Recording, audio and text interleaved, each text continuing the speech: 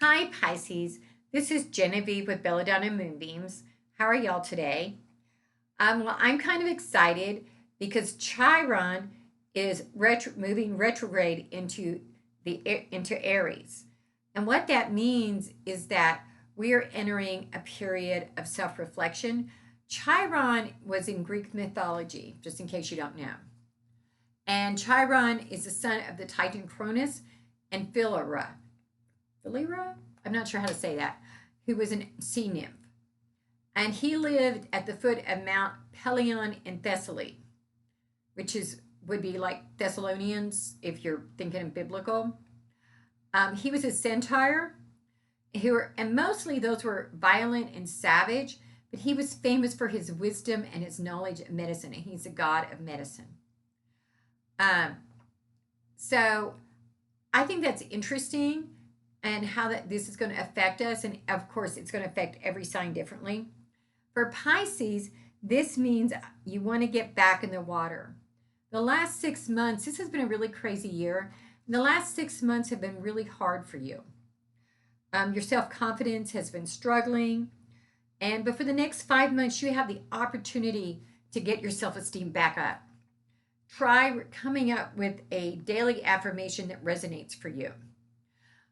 I can give you a couple of examples of that. Everybody's got to have their own affirmation. Everybody's got their own verbiage that would be different.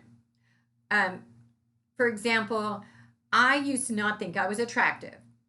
I do now think I'm attractive. There's things I would like to change about myself, of course, but mostly I find myself attractive. But I used to teasingly say that I was cute.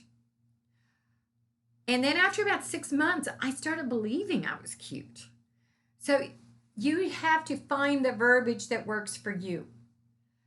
Whether it's to say you're smart or you're pretty or whatever, you have to find your own verbiage. I wish my verbiage would work for you, but it's not going to. Because what I need to hear is just a little different than what you need to hear. But Pisces, this is really a good time for y'all. So this week, we are going to pull from the Fairy Oracle by Lucy Cavendish. And we used her last week, too, in a different oracle cards.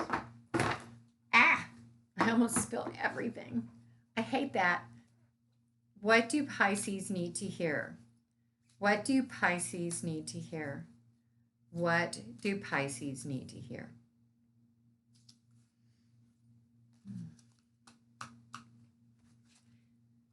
And the first card we got is Beauty and the Beast.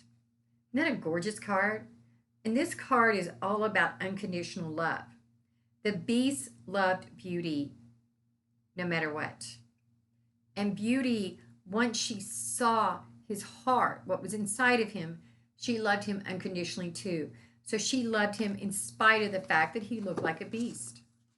Now, I'm not saying any of y'all look like a beast. I'm just saying that that's what unconditional love is loving someone in spite of who they are. Now, that does not mean that you stay in an abusive relationship. No, I'm not saying that. I am saying that you see them inside, who they really are, not necessarily their persona. And then we get another card, which is the Three Graces. And this card is all about partnership and sharing and having joy in your life and having new partnerships. So I think that you're going to start having a partnership or a new friendship in the next few months. I don't know if you've ever noticed, but I always ask what you need to hear. I don't ask what you want to hear. I don't ask a specific question. I ask what you need to hear, because what you need is often different than what you want. And I'm cool with that, because I really want to give a reading that will resonate with you. What does Pisces need to hear? What does Pisces need to hear? What does Pisces need to hear? Okay, so we're going to start out And the first card we get is the Queen of Cups. And I believe this is a woman in your life. She's fair haired, um, and she's a woman who is caring and nurturing, but she can be a little bit controlling. But this person loves you, and you need to be accepting of that love. The next card we get is the Death card. And I know that's always a scary card, but that just means there's change coming. But if you notice, it's upside down. So to me, that's just a watered down version. So we flip it over. And this means there's some radical changes happening in your life over the next 6 months. Be prepared for them. And then the final card we get is the Wheel of Fortune. And that's a really awesome card because it says that things are going to all work out for you. And since they're going to work out for you, you need to realize that this change is going to be a good change. And this person, I believe, is going to nurture you through this. So this is a good time to rely upon that person to nurture you and to love you.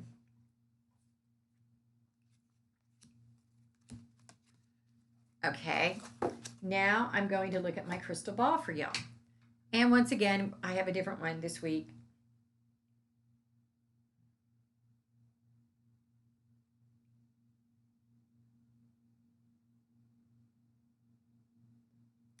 And I see a Disney character. One of the ones from The Lion King. But what I get from that is that you need to have some fun. You need to have fun and find joy in your life. And I see a butterfly. So once again, that's all about change. You've got some serious change coming, Pisces.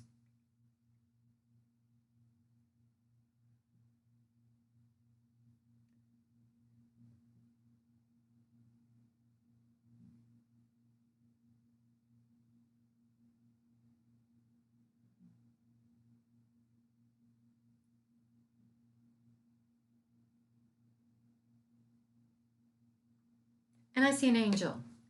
That means your guardian angels are going to be with you.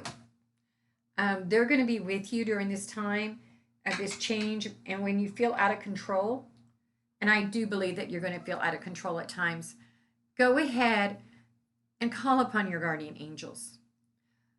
If you don't know who your guardian angels are, you can contact me, Genevieve, at Belladonna and Moonbeams on Facebook. You can send me a private message, or you can send me a text, 405-512-9400, and schedule an appointment for a private reading. Otherwise, until next week, you have a good one. Bye.